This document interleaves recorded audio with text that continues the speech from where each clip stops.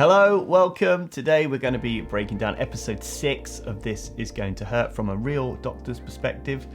Me. This show deals with burnout and the mental health of junior doctors working in the NHS, as well as surgical operations on the labour ward. So we're going to see scenes that some may find distressing. With that out the way, let's jump into it.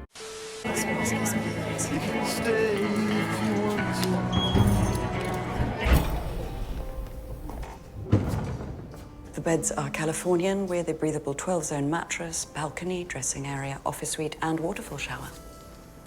We see the least subtle comparisons between the NHS and this private hospital here. No soap versus soap you want to sniff, embroidered scrubs versus scrubs you get out of a machine, and free fruit and biscuits, unlike overpriced junk food that never comes out the vending machine, which has happened to me on many occasions. And we find out the standard rooms at the private hospital have Californian beds with a breathable 12-zone mattress. Sure, I like the Californian beds, but I prefer the breathable 14-zone mattresses. But, you can't have everything. I have no idea how accurate this is. Never worked in private practice. You tend to need to be a senior registrar like Adam here or a consultant. We hear it's more money and that Adam only has to look after one patient would mean you'd be able to deliver a much higher standard of care more easily. So it's not going to burn you out. We've been waiting the longest. I will be with you as soon as I can. Get this off to microbiology. Sweet, no problem. What do you want me to write on the form? The lyrics of the Macarena. So I like this, another one of these little realistic touches that people do in hospital. So this is a swab looking for an infection, basically a big cotton bud that we put in a tube to send to the lab to see if there are any particular bacteria that grow on it. The nice touch is that taking the swab only takes a few seconds, but all the admin in actually sending it can take 10-15 minutes. You have to log into the system, find the patient, fill out the swab type and why you're requesting it, which isn't the lyrics to the Macarena. Print the label, put that label onto the swab and the request form, put it into a bag and put it in the area that they get collected. So to avoid doing all this faff, Shruti's just stuck the patient name label, which there are always a bunch of in the notes, onto the swab and handed it to the doctor here to do the admin. So a good way of saving her time. And it's the touches like this that really sell this show the love and the research that's gone into this. What option going on call? Doctor, help me! My vagina's totally fallen out! Okay, madam. Sorry, can you describe what's happening? I just put in your perineum. It's Vicky Horton. For a minute there, I thought it was actually a patient that had bleeped the doctor. I have picked up telephones in the emergency department expecting it to be a colleague, only to find it's patients that I've never met before wanting advice. And it's probably frustrating for patients, but we can't really give it. We have a responsibility to do things properly, to be able to take a full history, examine the patient and to document everything. And I'm just not trained in sort of telephone triage or pre-hospital medicine. See a few patients in triage for you, maybe? Yeah, if you don't mind. Wipe the shit from your ass. No, I'll be over in a flash. And it turns out to be one of the consultants, Miss Horton, who I still have a love-hate relationship with. And she demonstrates one of the dangers of being a doctor. The more senior you get, you've seen it all and you know how to deal with everything. And the less often you get stressed about things and you aren't able to put yourself in the junior's shoes, despite that being you once. Realistically, you wouldn't have a night shift without a registrar because some emergencies are so time sensitive. By the time the senior arrived from being on call at home, a mum or baby could be dead. So the consultant would have to come in here, no question. And they'll send dinner to your room in about an hour. It's asparagus risotto today. Really? I know, it's barely in season. And again, on the flip side, in the private hospital, we see the main trouble for Dr. Adam here is the asparagus risotto is barely in season. I mean, what is this private hospital doing? What's this bit? I want to say the bowel. Do you want to say the uterus instead? You know, when a mummy and daddy love each other very much. Oh, yeah. I think I've seen some videos about that on the internet. Wow, Dr. Shruti has come a long way. Managing a C-section on her own is a massive thing, but you can see in her attitude that she's completely checked out. kind of being sarky and patronising the new junior doctor, basically passing on the bad attitude that she received from Dr. Adam. And it's a realistic story arc. She has imposter syndrome, failing to keep her head above water in an impossible workload, and she can't see how far she's come and the good she is doing, as highlighted by how excited the new trainee doctor is in assisting her. I remember being this junior next to Shruti, the feeling of assisting in theatre for the first time. It was just routine for everyone else except the mum, the dad and me, and the three of us were just in absolute awe. That's amazing. Congratulations. God, that's incredible. Are you okay? Yep. You sure? Yeah, I'm fine, as long as I don't look at it too much. Well, don't look at it too much. Suction, please. Oh my God. I have done pretty much this exact thing during this exact operation. So the one time I fainted was in a C-section, but luckily I fell backwards and one of the scrub nurses helped me to my feet. I came round on the floor pretty much immediately and then just felt really sick and hot and had to kind of run out of the theatres into the toilets, and unfortunately I was sick in the toilets. It was pretty mad. I felt absolutely fine afterwards. But one of the good things about being in the hospital is there's loads of toiletries around. So I managed to get some toothpaste, toothbrush on the ward, have a shower, freshen up, and then I was back in assisting in another C-section in about like 15 minutes. I've actually seen surgeons of many years sometimes pass out. On one occasion, very much like this, even their glasses fell into the surgical field, so into the patient. And it's no surprise, in theatre you can be stood still for several hours and can forget to drink, and then you have these gowns and masks that feel hot and claustrophobic, and next minute you're gone. And people are very aware of this. In my first induction in theatres, they said if you're feeling unwell, just to let everyone know, sit back, basically don't be embarrassed about it, because if you try and battle on, then there are sharp objects around, or something like this can happen where you can pass out onto the patient, and it's unlikely to cause harm, but we try and keep things as clean as possible. Really sorry about that. You'll be fine. It happens more often than you think. Maybe just give her some antibiotics after all. Yeah, I think that's a wise plan, given the whole face planting debacle. Been waiting here all bloody night, and now you're telling us it's an emergency. No, I'm saying I need to make sure it's not an emergency before I send you home, which means doing a scan. And how long's that going to take? I pay your wages, you know. Oh my God. You know, I've dealt with many patients like this, and, you know, I totally get it. They are scared, worried, feeling helpless. The thing is, it's not Dr. Shruti's fault. She is the one trying to do her best. If you aren't happy with the care she's providing, then fair enough, bring that up with her. But staffing, long delays, that's way out of her control. So take that up with the hospital, or even better, your local politician. It's also frustrating when this happens. You know, it's not enjoyable to do, but it also becomes a barrier to doing a good, timely job for the patient. You get drawn into these conversations when in actual fact, in this case, you want to be performing the ultrasound to rule out that ectopic pregnancy. And that's because an ectopic pregnancy is one that implants outside the uterus, most commonly in the fallopian tube, and this is not a viable pregnancy. Worse than that, the embryo grows inside the tube, it can rupture, leading to bleeding that can be life-threatening. So all this conversation is doing right now is further delaying the diagnosis and putting the patient at risk. Nearly there, you're doing really well. We'll find out what's going on in a second, okay?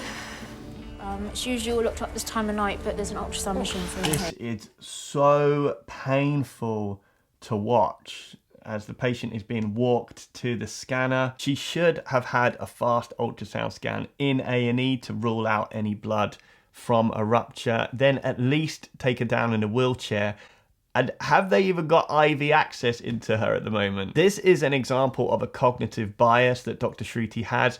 She kind of doesn't want it to be an ectopic pregnancy because that's going to be bad news to fix and an emergency theatre case that she won't be able to handle. So she's treating the patient like she's less sick than she clearly is. I can see a lot of blood in your abdomen. That means that your pregnancy is ectopic and it's ruptured. Ow. Ow. now, please. It's fine, she's asleep. Brianna? Holy So not only has it ruptured, the patient has now passed out. So she's got hemorrhagic shock from all that bleeding into the abdomen. So she's no longer got enough blood pressure going around her body to be pumped to her brain. And she's now peri-arrest, so about to go into cardiac arrest at any moment. Right, Al, listen to me carefully or this woman is going to die. Use the phone outside to fast beat the theatres to say we're coming over. Then call Miss Horton to come in urgently. Do you understand? I think so. And really, because of this, Dr. Shruti should have checked the patient's pulse in case she's gone into cardiac arrest and then pulled the emergency alarm to get other people to the area and get the other doctor to put out a peri-arrest call. It's always better to put a call out for a patient like this before they go into cardiac arrest. And you need a few more hands on deck here and equipment to try and stabilize the patient as quickly as possible. But yes, she does end up organising the definitive management, so that is bleeping theatres and getting the consultant in to perform the surgery to remove the fallopian tube and stop the bleeding, because it doesn't matter how much we try and stabilise the patient by transfusing blood, ultimately you need to stop the bleeding at its source. And it goes back to exactly what we said earlier. This is why we have senior doctors in the hospital at night, as now a few minute delay in this woman's surgery can be the difference between life and death. Get me some Benfrons and some giving sets. And as we suspected, only now is Dr. Shruti getting the IV line into the patient. So we called this right from the very beginning. If you're worried about an ectopic pregnancy and you're about to scan a patient looking for potential bleed, then you should already have access in. So this is a massive up, not anticipating the problem, and this error gets compounded because the more someone bleeds, the harder it is to get IV access, because they shut down peripherally, meaning there's less blood in the veins, means it's harder to get that IV access in, so it makes it more and more dangerous the longer you leave it. And this is also why she should pull the emergency buzzer and put out a peri-arrest call to get help to where she is. She's going to be fixed on this task now of trying to get IV access and neglecting all the other things she needs to do. They need an A to E assessment of this patient, a full set of OBS. They need to be on monitoring. Patient needs oxygen. They need 2 IV access here. They need bloods to be sent for a blood transfusion and an urgent blood transfusion started. And they need some medication like tranexamic acid. So she needs a full team. Just her putting one cannula in, okay, is super important, but she also needs to make sure that other people are arriving to help with all those other things. You're losing a bit of blood there. Apologies if it gets a bit busy here while we sort you out. 1 litre pph and counting. Pull the emergency cord and get... Oh my word. So over in the private hospital, things aren't much better. The mum has a postpartum hemorrhage from an atonic uterus, so the uterus isn't contracting down after delivery, and this can lead to life-threatening bleeding too, exactly the same issue that Dr. Shruti is managing. And again, it's much the same management, but we'd also want to massage the uterus and give an infusion of drugs, both in an attempt to help the uterus contract down. If there's any doctors, inform haematology, a couple of anaesthetists, and let interventional radiology know that we might need them. Our anaesthetist is on his way, but there aren't any of those other ones here. Wow, so now we see some of the downsides of the private hospital. They aren't used to dealing with complications. Now, I have no idea if this is accurate or not. I'm surprised there's no anaesthetist on site, because usually they're needed for C-sections and to site epidurals. But certainly in general in the NHS, I've seen patients transferred from private hospitals following complications during surgery that they just can't handle. So from that point of view, entirely realistic. How many units has she had? 2 at the hospital, 1 in the ambulance. Let's get her legs up. Gonna run through the 4 T's. Toe, Oh, yes. Actually quite emotional watching Dr. Shruti absolutely boss this. And to be fair to Dr. Adam, as much as he's sort of cast as a bit of a villain, he's done everything right here. A very good handover and kept the patient safe with all those interventions for the transfer. But yeah, this is how it should be done. Great communication, clear thought process in thinking through the possible causes of the hemorrhage and talking out loud so everyone can understand what is happening. It's a chef's kiss moment. And I mentioned this on the last episode, but the soundtrack to this series has been phenomenal, and Fake Empire playing here, proper goosebumps. I don't know what she was thinking. What?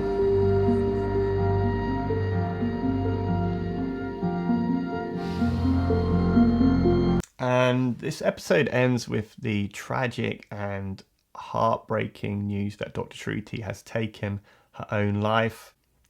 I already knew this was going to happen in the show. I'd read it in a few different sources, but watching it is no less heartbreaking. And although a drama is a reality for many health professionals, something like a third are experiencing symptoms of mental health problems.